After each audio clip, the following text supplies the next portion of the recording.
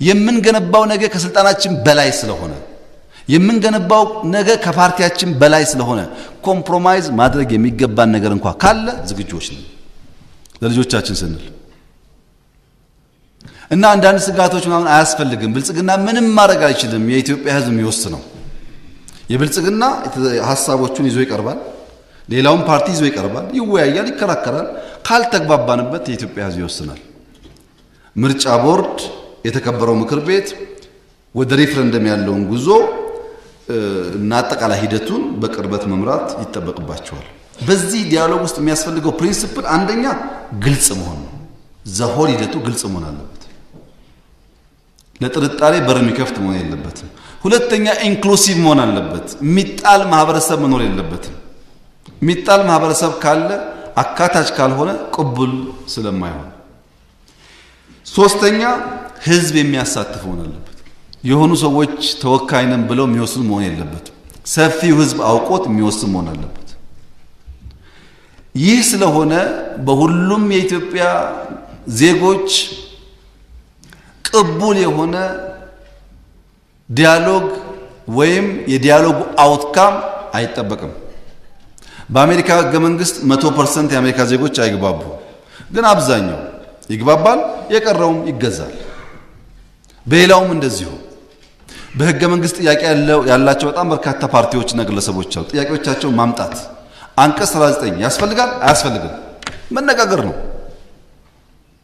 ምን ነው ጥቅሙ ጉዳቱ ከተከራከርን በኋላ ከተግባባን እሰየው ካልተግባባንስ የኢትዮጵያ ህዝብ ሪፈረንደም ይወስንበታል ከወሰነ በኋላ ሁሉም በዛ ይገዛል ማለት ነው እና የኢትዮጵያን ህዝብ ካልፈራን በስተቀር በዚህ ሪፈረንደም ውጤት የሆነ ፓርቲ ኢንፍሉዌንስ ሊያመጣ አይችልም ራሱ የኢትዮጵያ ህዝብ ከፈራን ደግሞ እንግዲህ መፈራት ያለበት ህዝብ ስለሆነ እሱን አይ ካንት ሄልፕ ኢት እና ብዙ ሳንሰጋ መጠቀም ያስፈልጋል ተቃዋሚዎች ሐሳብ አደረጅተን ምናልባት እኮ በአንዳንድ ጉዳይ ተቃዋሚዎች የተሻለ ሐሳብ ኖሯቸው ገዢው ፓርቲ ያልገባውም ካለ በዛው ውይይት ፐርስዌድ ለማድረግ ለማሳመን እድል ይሰጣል በነገራችን ላይ ከየትኛውም ተቃዋሚ ለኢትዮጵያ የሚበጅ ለኢትዮጵያ ዜጎች የሚበጅ ሐሳብ ጠቃሚ ሐሳብ ከኛ የተሻለ ሐሳብ ካለ ብልጽግና አውቶማቲክ ተቀብሎ ለመማር ዝግጁ ነው ካልኩት ነገር ውጪ ብሎ የሚቆም ሪጂድ ፓርቲ አይደለም ፕራግማቲክ ነው ፕራግማቲክ ስለሆነ አስተማሪ ሐሳብ ከመጣኛ ዝግጁ ነን ሌሎቻችሁም ዝግጁ ሆኑና በጋራ ሀገር ብንገነባ ጥሩ ይመስለኛል ዲያሎግ ለምን ያስፈልጋል በአለም ባለው ኤክስፒሪየንስ ዲያሎግ ቤዚክሊ ሶስት ነገሮች ሲኖሩ የሚፈጸም ነው አንደኛው የፖለቲካ ቀውስ ሲኖር ፖለቲካ ጋር የሚያያዝ ሽኩቻ ሲኖር ነው ይሄ ነገር ይብዛም ይነስም ኢትዮጵያ ውስጥ አለ ሁለተኛ ከጦርነት በኋላ ነው ጦርነትም አካሂደናል ሶስተኛ የፖለቲካ ሽግግር ሲያስፈልግ ነው ኢማጂን ኢትዮጵያ ውስጥ እኮ በባንዲራ ምክንያት ሰው ይሞታል ዛሬ መግደል አለብን ይሄን አጀንዳ ተወያይተን ኢትዮጵያ የሚጨቃጨቁበት አጀንዳ መሆን የለበትም ቁጭ ብለን በሰከነ መንገድ ጥቅሙን ጉዳቱን ተወያይተን የሚሻለውን ፒክ አድርገን መጠቀም አለብን እንጂ ባንዲራ ይሄን ያስኩ ያን ያስኩም እየተባባልን እየተገዳደልን እስከ መቼ እንዘልቀዋለን ይሄ እኮ አይዋጣም ለዚህ ጉዳይ ሁሉ ውይይት ያስፈልጋል ውይይቱ ግን አራት ምዕራፎች አሉት እስካሁን የሆነው ቅድመ ዝግጅት ነው በቅድመ ዝግጅት የሚጣላ ሀገር መሆን የለብንም ቅድመ ዝግጅት ማለት በይዘት በቅርጽ በማን ይመራል እነማን ይመራሉ አይነት ጉዳዮች ነው እስካሁን ኮሚሽኑ ትናንት ተቋቁሟል ገና መመሪያ አላወጣም ገና አጀንዳ አልቀረጸም ገና አልጠራንም መነጋገር ያስፈልግም ብዙ ችግር ካለ እንኳን እየደገፈን እያረምን ነው እያረቅን መሄድ ያለብን ነገር ግን የተከበረው ምክር ቤት በጣም ማመስገን የምፈልገው ስልጣኑን ለምክር ቤት ስንሰጥ በሁሉም ወገኖች ተአማኒ እንዲሆን ፈልገን ቢሆንም የተከበረው ምክር ቤት ከሁሉም ብሔር ከሁሉም እምነት ጾታን በተቻለ መጠን ባላንስ አድርጎ የፈጠረው ኮሚሽን ለዚህ ምክር ቤት የተለየ ምስጋናና ክብር እንዳለኝ ለመግለጽ እፈልጋለሁ ምክንያቱም ሶማሌ የሌለበት አፋር የሌለበት ወላይታ የሌለበት ጉራጌ የሌለበት ትግሬ የሌለበት አማራ የሌለበት ኦሮሞ የሌለበት ኮሚሽን ቢሆን ሳይጀመር የከሸፈ ነው ሳይጀመር ከኦሮሞ ውስጥ በኮሚሽን ውስጥ የገባው ሰው አቶ ከበደ ከሆነ አቶ ተሰማ መሆን ይችል ነበር። ምርጫ ነው እሱ። ብዙ አያጣለም። ከአማራ ውስጥ ሼክ ከድር ገብተው ከሆነ ሼህ መሐመድን መግባት ይችሉ ነበር። ምርጫ ነው እሱ። የግድ አይደለም። አንድ ሰው ካለ በቂ ነው። እኛ የፈለግነው ስላልገባ ብዙ መሰቃየት አያስፈልግም። የእነዚህ ሰዎች ኃላፊነት ማመቻቸት ስለሆነ ብዙ የተለየ ነገር ስለማይወስኑ ሁሉም እችን እድል ሳያበላሽ ቢጠቀምባት ለኢትዮጵያ በጣም ጠቃሚ ይሆናል ብዬ አስባለሁ። በውይይት በንግግር የሚፈታ ችግር ካለ መንግስት በሩ ክፍት ነው። ከማንም ጋር ሰው ሳንገል ንብረት ሳናጠፋ የሚደረግ ነገር ካለ ዝግጁ ነን። እኛም ማንወደው ኢትዮጵያን የሚነካ የኢትዮጵያን አንድነት የሚነካ የኢትዮጵያን ናሽናል ጥቅም የሚነካ ከሆነ ትንሽ ነው ትልቅ ነው አንልም፣ አንደራደርም። የኢትዮጵያን ጥቅም እስካስከበረ ድረስ ግን ለመስማት ለመነጋገር ችግር የለብንም። ንግግር ውስጥ ይታያል እንግዲህ ይነካል አይነካም የሚለው። ሲነካ አይቻልም፣ ድንበር አልፈሃል፣ ካልነካስ አሁን ከገባህ ተመለስ እንላለን። ከዚሁ ጋር ተያይዞ ከአፋር ጋር የተነሳው ሐሳብ በመጀመሪያ እዚህ ያላችሁ የተከበራችሁ ምክር ቤት አባላት በደንብ እንደምታውቁት እስክናሻሽለው ድረስ አሁን ባለው ህገ መንግስት ውስጥ ሁላችሁም እንደምታውቁት የብሔር ተወካይ እዚህ የለም። የህዝቦች ተወካይ ብቻ ነው ያለው። እኔ በጎማ ወረዳ የሚኖሩ ህዝቦች ተወካይ ነኝ እንጂ የኦሮሞ ተወካይ አይደለሁም። ይሄን በደንብ ህገ መንግስቱን ማየት ይኖርባቸዋል። የህዝቦች ነው የሚወክሉን፣ ህዝቦች ናቸው። በየአካባቢ ያሉ ህዝቦች የተለያየ ብሔር ሊሆኑ ይችላሉ እንጂ ለሆነ ብሔር ተወክለን ተቀመጥን ህገ መንግስቱም አይልም። ሮንግሊ ነው እየታየ ያለው ይሄ ነገር። ስለዚህ እዚህ ያለው የተከበረው ምክር ቤት በአፋር በአማራ እንደተነሳ ሁሉ ስለ ትግራይ ህዝብም እንዲያነሳ ይጠበቃል። የትግራይ ህዝብ መብራት የለውም። የትግራይ ህዝብ ምግብ የተቸገረ ነው። የትግራይ ህዝብ መድኃኒት የለውም። ትግራይ ደግሞ እንዲገነጠል አንፈልግም። አሁን ይገንጠሉ ወይ ቢባል 100% አይቻልም ትላላችሁ። እንዲገነጠሉ ማንፈልግ ከሆነ እንዳይጎዱም ስለ ህዝቡ ነው ቲፒኤልኤፍ ስለ ህዝቡ ልክ እንደሌላው ህዝብ ስለሚገባው መብት ማሰብ አለብን። ያን ማድረግ ከቻልን አብረን የምንኖረው እንጂ በጥቅም ጉዳይ አንፈልግህም ብለን በሌላው ጉዳይ ብንልም አብሮ መቆም አይችልም። ይሄን ምክር ቤቱ በደንብ በአጽንኦት ቢያየው ጥሩ ነው። ቲፒኤልኤፍ እንዳላችሁት ነው፣ ጥያቄ የለውም። በቲፒኤልኤፍ ምክንያት ግን የኢትዮጵያ ህልውና እንዳይናጋ እኛ ዋይዝ መሆን አለብን፣ ማግነነመስ መሆን አለብን፣ እንደ አባቶቻችን መሆን አለብን፣ አቻችለን ምናሻግር መሆን አለብን። እልህና ስሜት ከሆነ ጥፋት ስለሚያመጣ አፋርን በሚመለከት የፌዴራል መንግስት ከአፋር ክልል መንግስት ጋር በከፍተኛ ቅርበት ነው የሚሰራው። በከፍተኛ ቅርበት በሁሉም አሁን ባሉት ነገሮች በየሚዲያው የሚባለውን አቃለው፣ ግን እንደዛ አይደለም። በቅርበት የሥራ ክፍፍል አድርገን የምንሰራው። ማንኛውም የአፋር ጥቃት የኢትዮጵያ ጥቃት ነው። የአማራ ጥቃት የኢትዮጵያ ጥቃት ነው። አማራን አጥቅቶ አማራን አቃጥሎ ኢትዮጵያን የሚተው ጥቃት የለም። ግማሽ አካልን ካቃጠለው ትቃጠላለህ ማለት ነው። ባለፈውም በጋራ ነው ያቆምነው። አሁን የሚፈጠር ማንኛውም ነገር ካለ በጋራ የሚቆም ይሆናል። ግን አፋር ብቻ ሳይሆን ሁላችሁም ትገነዘቡ የሚያስፈልገው የሰሞኑ ጥቃት ዓላማው አፋር አይደለም። ዓላማው አፋር አይደለም። የዓለም መንግስታት የኢትዮጵያን መንግስት የሚከሱበት ክስ ሁሉ አለቀ። ሙልጭ ብሎ አለቀ። ምን ቀረ? ሂዩማኒታሪያን እርዳታ አጥተው ሰዎች በረሃብ ይሞታሉ፣ ይሄ ቀራችሁ ተባለ። ከሰመራ 25 የዓለም ምግብ ድርጅት መኪናዎች ትራኮች ወደ መቀሌ ጉዞ ሲጀምሩ ቲፒኤልኤፍ አጠቃ። ምክንያቱም መኪናዎቹ ከሄዱ እኛና ዓለም ልንታረቅ ነው። ቲፒኤልኤፍ ምን ያክል ቁማርተኛ ፓርቲ መሆኑን ማወቅ ያለባችሁ። ህዝቡ እየተራበ እንኳን የእርዳታ እህል እንዳይሄድ መሄጃውን መንገድ ነው የዘጋው። ዓላማው ይሄ ነው። ከዛ ቀጥሎ አማራ እርዳታ ከለከለ አስራበ፣ አፋር እርዳታ ከለከለ አስራበ የሚል የተዛባ ሳይሆን አሳፋሪ ክሶች ይቀርባሉ። የተከበረው ምክር ቤት ብዙ ነገር ለመግለጽ ጊዜ የለኝም፣ ግን አንድ ኤግዛምፕል ለማንሳት እንፈልገው።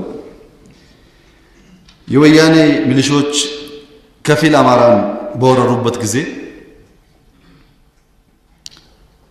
በተለያዩ የጦር መሳሪያ አይነቶች በርቀት በዴብስ የቲፒኤልኤፍ ሚሊሻዎች ይቆስላሉ፣ ይመታሉ። ግንባር አካባቢ ሳይሆን በጥልቀት ሲመቱ በአካባቢ ያለውን ህዝብ አትርፉን እርዱን እያሉ ይጠይቃሉ። አርሶ አደሩ የቆሳሰሉ ሰዎች ተሸክሞ ካስገባ በኋላ ምግብ እንዳንሰጣችሁ ዘርፋችሁ ወስዳችሁታል፣ መድኃኒት እንዳንሰጣችሁ ክሊኒኮቻችን ባዶ ናቸው፣ ያለችን ነገር ላሞቻችን አልበን ወተት ማጠጣት ነው ብሎ የአማራ ገበሬ ወተት አልቦ ቁስለኞች አጠጥቶ አድኖ ትግራይ መልሷል። ፋክቱ ይሄ ነው። ፋክቱ ይሄ ነው። የአማራ ህዝብ የትግራይ ህዝብ እንዲራብ መንገድ የሚዘጋ የአፋር ህዝብ ውሸት ነው። ይሄ ባህሉም አይደለም ተግባሩም አይደለም። አፋር ብትሄዱ ዛሬ የትግራይ ቁስለኞች ከአፋር ቁስለኛ እኩል ይታከማሉ የግመል ወተት እየጠጡ። ስማችን ግን እንደዛ አይደለም። ዓለም ላይ በተለየ መንገድ ስማችን እንዲጠለሽ ሙከራ ተደርጓል። ሆን ብለን ዘግተን እንደምናስርብ ይሄ የኢትዮጵያ መንግስት የኢትዮጵያ ህዝብ ፍላጎት አይደለም። እኛ ህዝብ እንዲራብ አንፈልግም። በንጉሱ ጊዜ ሰው ተርቦ የደረሰውን እናውቃለን። በደርግ የደረሰውን እናውቃለን። መድገም አንፈልግም። ያቺን ስለሚፈልግ ነው ቲፒኤልኤፍ እያጠቃ ያለው። እኛ ይህን ገንዘብ ቲፒኤልኤፍን በሚመለከት ግን በድንጋይ ላይ ውሃ መጨመር ቢሆንም እንደው ለመሞከር ያክል ተጨማሪ ስህተት ባይሰሩ ጥሩ ነው። እኔ ቲፒኤልኤፍን ነገር የማየው ልክ ውሻ ስጋ ነክሶ ውሃ አካባቢ ሲሄድ የሚያሳየው ባህሪ ነው። ውሻ ስጋ ነክሶ ውሃ አካባቢ ሲሄድ በውሃ ውስጥ የራሱን ምስል ያይና ሌላ ውሻ ስጋ ነክሷ ብሎ ለመጮህ አፉን ሲከፍት የያዘው ስጋ ውሃ ውስጥ ይገባል። ከዛ ሲጮህ የሚያየው ዛዘር ሳይድ ያለው የሱ ምስል ስጋው ስለገባ ባዶ ይሆናል። በተደጋጋሚ የሰው ስጋ አየው እያለ የራሱ ሲጥል የሰው ስጋ አየው የራሱን ሲጥል እዚህ ደርሷል። አሁን ትምህርት ቢወስድ ጥሩ ነው። በነገራችን ላይ በዚህ ውጊያ እንደ ትግራይ ክልል የደቀቀ እንደ ትግራይ ክልል በጣም ከፍተኛ ጉዳት የደረሰበት ክልል የለም። እንዳትሳሳቱ። ይሄን ትግራይ ክልል መድረሱ ብቻ ሳይሆን ትግራይ ክልልን መልሶ ለመገንባትም አማራና አፋር፣ ኦሮሞ እዳ አለብን ገና ቲፒኤልኤፍ ማፍረስ እንጂ መገንባት ስለማይችል የኛ እዳ ነው።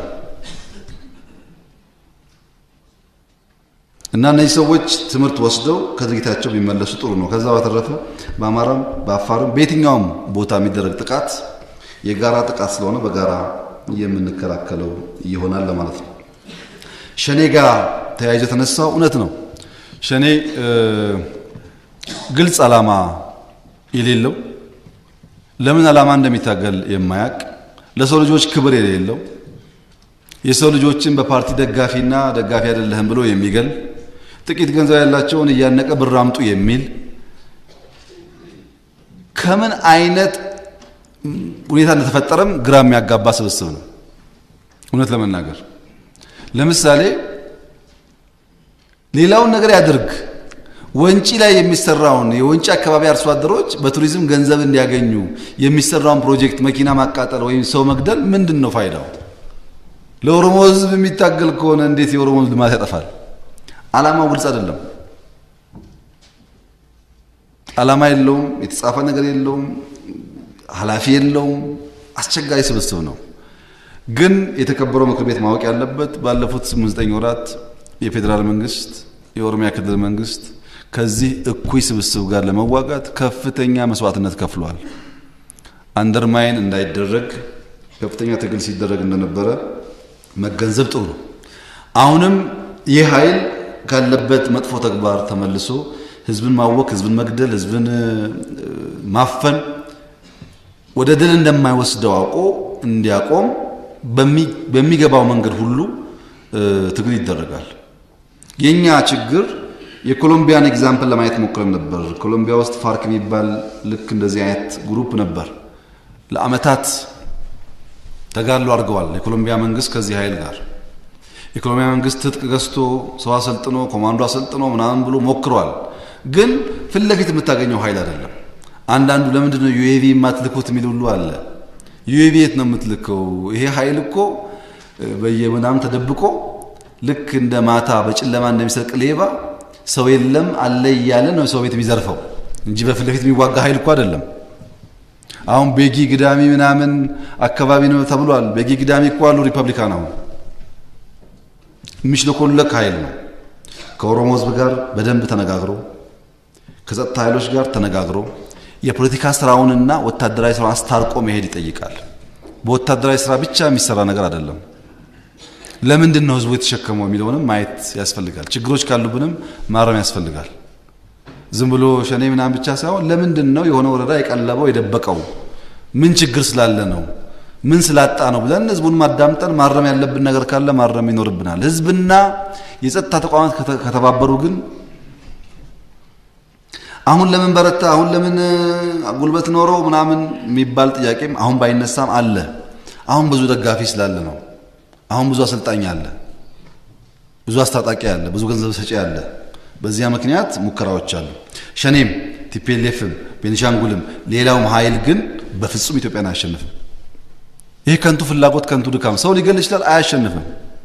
መግደሉን እንዲያቆም በተባበረ ክንድ መስራት ይኖርብናል። መካሰስ ሳይሆን ተባብሮ እንደዚህ አይነት እኩይ ተግባር እንዳይፈጸም ማስቆም ያስፈልጋል። ለዚህ ደግሞ በጋራ ብንሰራ መልካም ይመስለኛል። ልዩ ኃይሎችን በሚመለከት የተነሳው ሐሳብ እንግዲህ እሳት ያቃጥላል፣ እሳት አብስሎ ያበላል። ቢላዋ ወቅቶ ይገላል፣ ቆርጦም ያጎርሳል። አንድ ነገር ስናይ የጥፋት ጎኑን ብቻ ሳይሆን የልማት ጎኑንም በጋራ ማየት ያስፈልጋል። የልዩ ኃይሎች ኢትዮጵያ ስትጠቃ ባላቸው አቅም ሁሉ ተጋድሎ አድርገዋል።